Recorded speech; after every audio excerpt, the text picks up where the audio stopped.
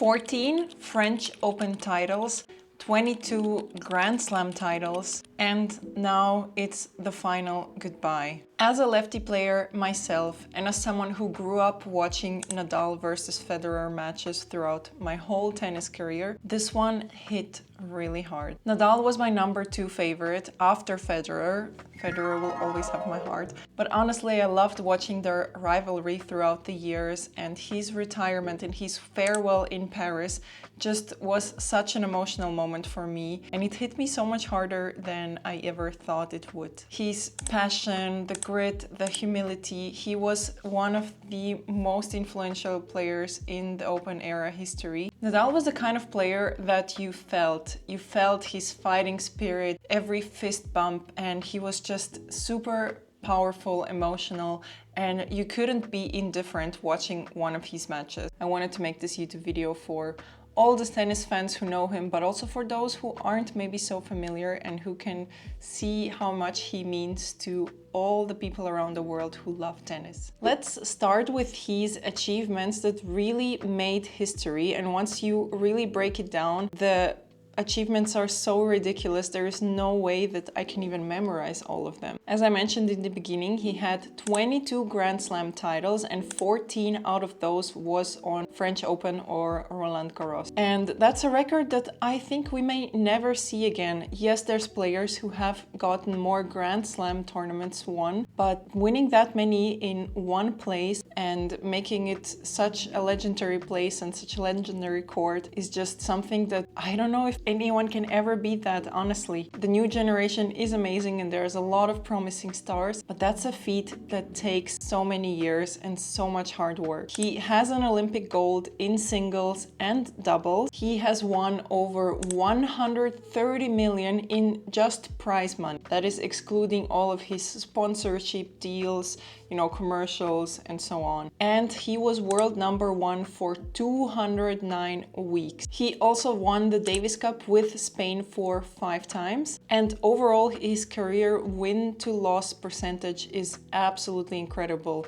On clay or in French Open, it is actually 0.96. And if we put it into numbers, he played 116 matches in French Open and won 112 out of those. He only lost 4 times throughout his 20-plus career. It's insane. He also won a career Grand Slam, meaning that he won all the Grand Slams in 1 year, and he was the youngest one to do it in the Open era. His estimated net worth is around 230 million, so he made a lot more with brand deals that he did on the court. And he had major sponsors like Nike, Kia, Babola, Banco Santander, Telefonica, and Richard Mille. Now let's talk about the actual farewell of the French Open. I watched it today as it was unveiling, and I could not stop crying, and I really didn't think that it would hit me that hard, but I think that the French Open organizers made a very beautiful ceremony and it was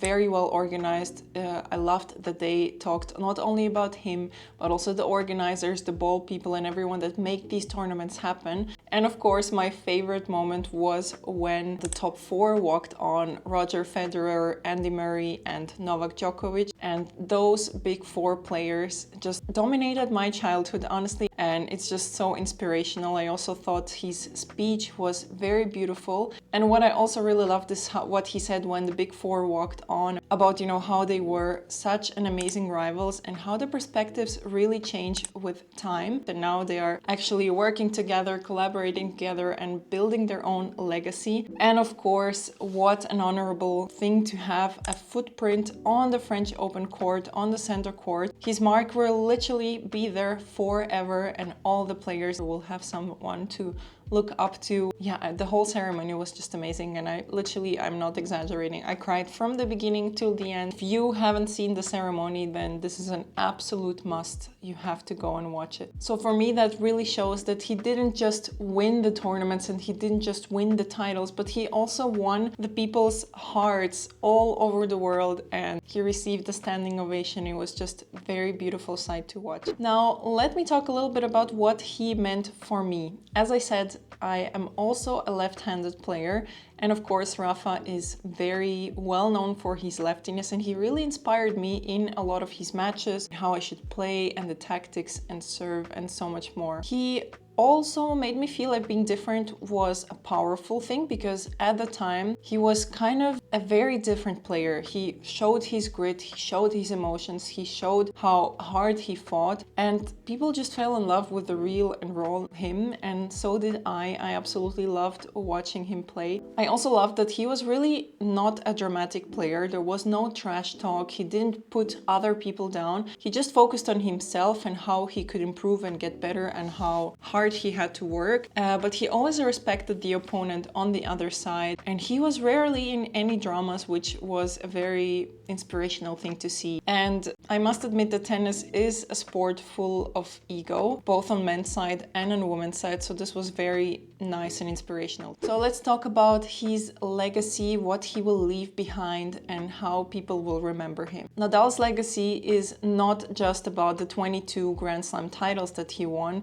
it's actually the millions of hearts of the kids that he inspired, me included. He now has a Rafa Nadal Academy in Mallorca that trains some of the top players in the world right now, and that inspires a lot of players, and he's built an amazing place, an amazing base where players can grow and achieve their goals. I also think that some of his legacy is just showing how he played every point as if it was his last, and I'm sure he inspired so many active players, seeing that it wasn't over until it was really over. He would come out sometimes of the most impossible situations, and it was just so inspiring. And he built a Rafa Nadal Foundation. The foundation focuses on education and sport for underfounded youth, and that just shows that his legacy goes so much beyond himself. He supports Elton John AIDS Foundation, City Harvest, and Lauria's Sport for Good Foundation. So this is definitely an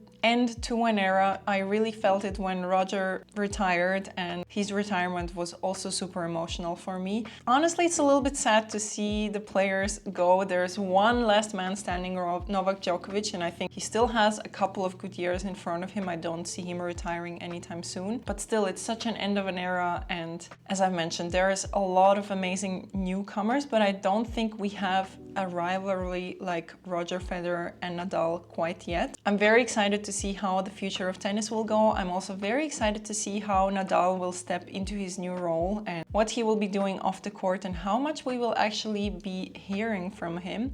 But if you grew up watching Nadal or any of the other big four, let me know, how did you take his career ending? Did you watch the farewell? What was your impression like? I would love to stay in touch in the comment section below and exchange some of our ideas. Which Nadal match will you never forget? And if you love emotional, real tennis stories, then hit that subscribe button and support my new channel, because there's new videos coming out every single week, and your support really means the world. Thank you so much for watching until the end. I appreciate each and every one of you, and I will see you in another video next week.